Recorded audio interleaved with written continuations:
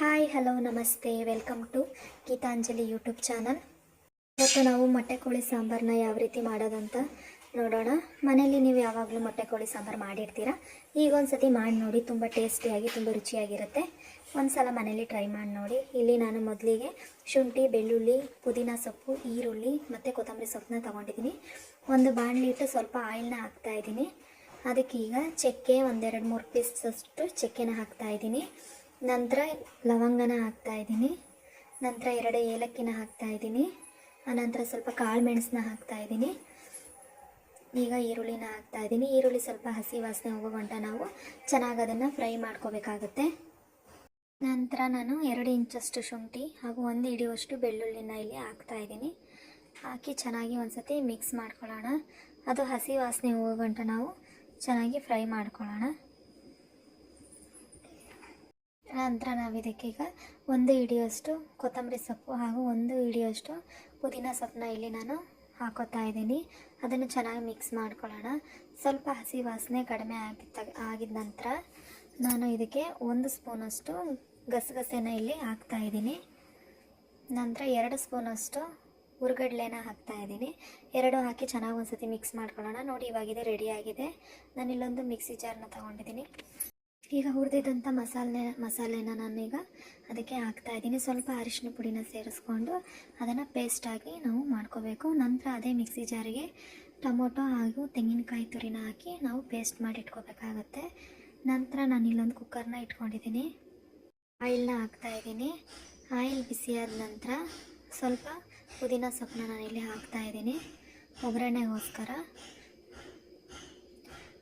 ನಂತರ ನಾವು ವಾಶ್ ಮಾಡಿ ಇಟ್ಕೊಂಡಿದ್ದಂಥ ಚಿಕನ್ನ ನಾನಿಲ್ಲಿ ಹಾಕ್ತಾಯಿದ್ದೀನಿ. ಹಾಕಿ ಚೆನ್ನಾಗಿ ಒಂದು ಸತಿ ಮಿಕ್ಸ್ ಮಾಡ್ಕೊಳ್ಳೋಣ. ಈಗ ನಾನು ಅದಕ್ಕೆ ಉಪ್ಪನ್ನು ಸೇರಿಸ್ತಾ ಇದ್ದೀನಿ. ಈಗ ಒಂದು ಸತಿ ಚೆನ್ನಾಗಿ ಮಿಕ್ಸ್ ಮಾಡ್ಕೊಳ್ಳೋಣ. ಮಿಕ್ಸ್ ಮಾಡಿಕೊಂಡು ಒಂದು 5 ಮಿನಿಟ್ಸ್ ನಾವು ಅದನ್ನು ಹಾಗೆ ಎಣ್ಣೆಯಲ್ಲಿ ಫ್ರೈ ಆಗೋಕ್ಕೆ ಬಿಟ್ಬಿಡೋಣ. ನೋಡಿ, ಈಗ ಈ ಥರ ಆಗಿದೆ. ನಾವು ಆಗಲೇ ಏನು ಪೇಸ್ಟ್ ಮಾಡಿ ಇಟ್ಕೊಂಡಿದ್ದೆ ಗ್ರೀನ್ ಮಸಾಲೆ, ಅದನ್ನು ಈಗ ಆ್ಯಡ್ ಮಾಡ್ತಾಯಿದ್ದೀನಿ. ಈಗ ಒಂದು ಸತಿ ಚೆನ್ನಾಗಿ ನಾವು ಮಿಕ್ಸ್ ಮಾಡ್ಕೊಳ್ಳೋಣ. ಈಗ ಇದನ್ನು ಒಂದು 10 ಮಿನಿಟ್ಸ್ ಇದನ್ನು ಫ್ರೈ ಆಗೋಕ್ಕೆ ಬಿಟ್ಬಿಡೋಣ. ನೋಡಿ, ಇವಾಗ ಇದು ಈ ರೀತಿ ರೆಡಿಯಾಗಿದೆ.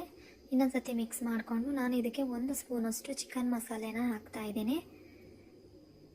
ನೋಡಿ, 1 ಸ್ಪೂನಷ್ಟು ಇಲ್ಲಿ ಚಿಕನ್ ಮಸಾಲೆನ ಹಾಕ್ತಿದ್ದೀನಿ. ಈಗ ಒಂದು ಸತಿ ಚೆನ್ನಾಗಿ ನಾವು ಇದನ್ನು ಮಿಕ್ಸ್ ಮಾಡ್ಕೊಳ್ಳೋಣ.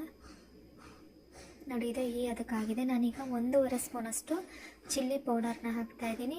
ನಂತರ 3 ಸ್ಪೂನಷ್ಟು ಧನಿಯಾ ಪೌಡರ್ನ ಹಾಕ್ತಾಯಿದ್ದೀನಿ. ಈಗ ಒಂದು ಸತಿ ಚೆನ್ನಾಗಿ ಮಿಕ್ಸ್ ಮಾಡ್ಕೊಂಡು ಒಂದು 5 ಮಿನಿಟ್ಸ್ ಇದನ್ನು ಫ್ರೈ ಆಗೋಕ್ಕೆ ಬಿಟ್ಬಿಡೋಣ. ಈಗ ನಾವು ಏನು ರೆಡಿ ಮಾಡಿ ಇಟ್ಕೊಂಡಿದ್ವಿ ತೆಂಗಿನಕಾಯಿ ಮತ್ತು ಟೊಮೊಟೊ ಪೇಸ್ಟನ್ನು ನಾನಿಲ್ಲಿ ಹಾಕ್ತಾಯಿದ್ದೀನಿ.